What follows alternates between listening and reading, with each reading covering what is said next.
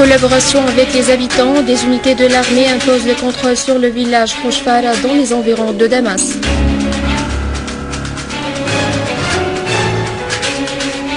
L'armée libanaise étend le cercle de la lutte antiterroriste à Sidon et Akkar. La Tunisie entre dans une nouvelle ère politique avec la victoire du parti Nida Tounes.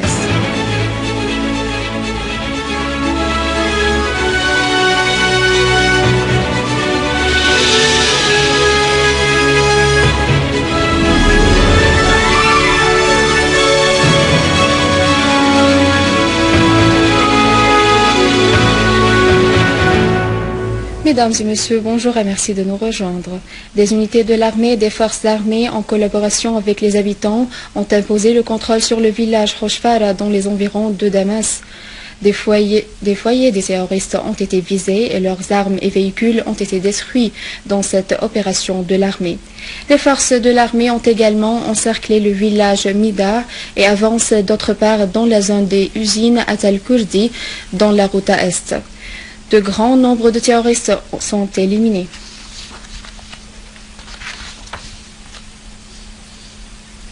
Des forces de l'armée ont éliminé des terroristes dans le village Mashara dans la banlieue de Qunaitira. Et dans la banlieue de Daraa, des unités de l'armée et des forces armées ont détruit des caches et des véhicules transportant des terroristes dans 3 villages. L'armée arabe syrienne et les forces de la défense populaire ont déjoué une tentative des terroristes de Front Nusra d'encercler la ville d'Idleb pour la dominer ensuite. Dans le gouvernorat d'Idleb, une tentative d'infiltration des terroristes de Front Nusra depuis plusieurs côtés vers la ville a été mise en échec. L'opération a été réalisée par des unités de l'armée et des forces de l'ordre en collaboration avec les forces de défense populaire. De grands nombres de terroristes ont été tués, dont le leader de l'attaque surnommé Aboul Walid le Libyen et des terroristes suicidaires. Le plan des terroristes était d'encercler la ville et de couper la route Idleb-Ariha au niveau du village Mastoumé. En même temps, les cellules dormantes des terroristes dans la ville ont essayé de susciter le chaos en provoquant des accrochages près des points de contrôle de l'armée. D'autres terroristes se sont infiltrés vers le palais du gouvernorat en tirant et en lançant des bombes sur le bâtiment. L'attaque a été repoussée par les forces de l'ordre et la vie a repris son cours normal dans la ville d'Idleb.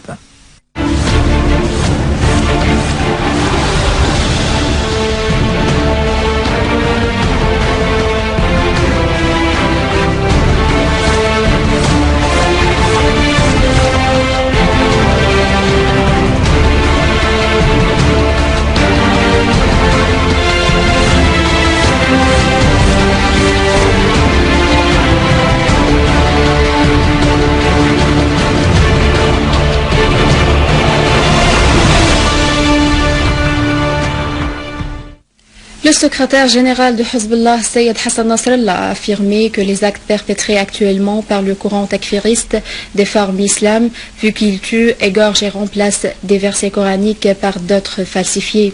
Dans une allocution qu'il a prononcée lors de la commémoration du souvenir de Ashura, Sayed Nasrallah a fait noter que l'idéologie takfiriste se base sur l'effusion de sang, le vol d'argent et le viol de toutes les personnes qu'elle vise, assurant que l'affrontement de cette idéologie doit être en premier lieu culturel, intellectuel et scientifique. Sayed Nasrallah a indiqué que ce qui se passe menace l'islam en tant que religion, nation et société islamique, soulignant la nécessité de traiter les raisons de l'apparition des courants et des forces takfiristes dans le monde islamique. Sayed Nasrallah a appelé à déployer tout effort en vue de mettre fin à la propagation de ce courant, imputant à l'Arabie saoudite la première responsabilité de la propagation de l'idéologie takfiriste. La création d'une coalition internationale pour combattre l'État islamique est insuffisante, car il faut fermer les écoles qui éduquent les partisans de cette idéologie extrémiste, a-t-il fait allusion. Au Liban, l'armée continue à ratisser Sidon et sa périphérie pour arrêter les terroristes partisans du terroriste Ahmed al-Assir. Des sources sécuritaires libanaises ont fait savoir que l'armée avait réalisé une progression sécuritaire de qualité en déjouant un plan de mener 2 attaques terroristes contre le complexe de Fatima Zahra et le centre de service de renseignement de l'armée au port de Sidon. Les sources ont précisé qu'une cellule appartenant au terroriste Ahmad Assir et qui est composée d'un Libanais et 3 Syriens est l'auteur de ce plan. Les autorités traquent les membres de la cellule tandis que les perquisitions de l'armée dans les anciens souks de Sidon se sont soldées par l'arrestation d'une personne qui est le père d'un homme recherché au camp de Ain Helwe. À Akkar, l'armée a perquisitionné de nombreuses localités à Minya et Nabiyusha pour arrêter des terroristes recherchés qui avaient pris la fuite de Tripoli.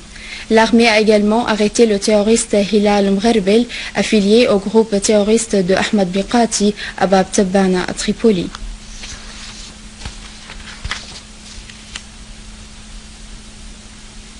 En Irak, les services des opérations de Bagdad ont annoncé la libération de l'établissement d'Al-Muthanna à proximité de la route Samara-Tharthar et l'expulsion des terroristes de la zone.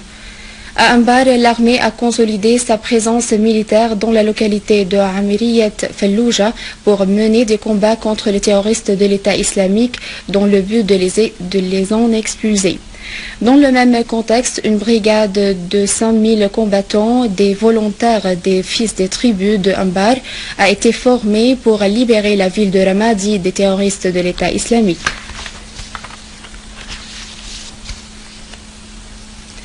Les résultats non définitifs des élections législatives tunisiennes ont révélé la victoire du parti de Nida Tounes avec 80 sièges de 217, alors que le mouvement de Nahda obtiendrait 67 sièges.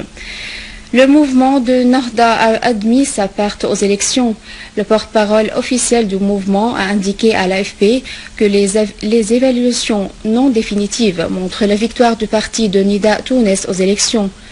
Après les élections législatives, le premier parlement et gouvernement permanent en Tunisie depuis l'an 2011 seront formés.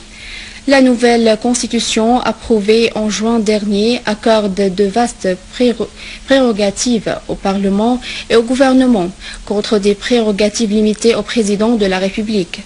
À noter que la Haute Commission autonome des élections annoncera aujourd'hui les résultats partiels officiels des élections.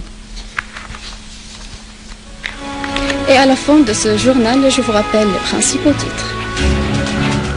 En collaboration avec les habitants, des unités de l'armée imposent le contrôle sur le village Rochefara dans les environs de Damas. L'armée libanaise étend le cercle de la lutte antiterroriste à Sidon et Akkar. La Tunisie entre dans une nouvelle ère politique avec la victoire du parti Nida Tounes. C'est la fin du journal, je vous remercie de l'avoir suivi. Je vous rappelle que vous pouvez consulter notre site internet syrianonline.sy pour revoir ce journal et davantage d'informations. Au revoir.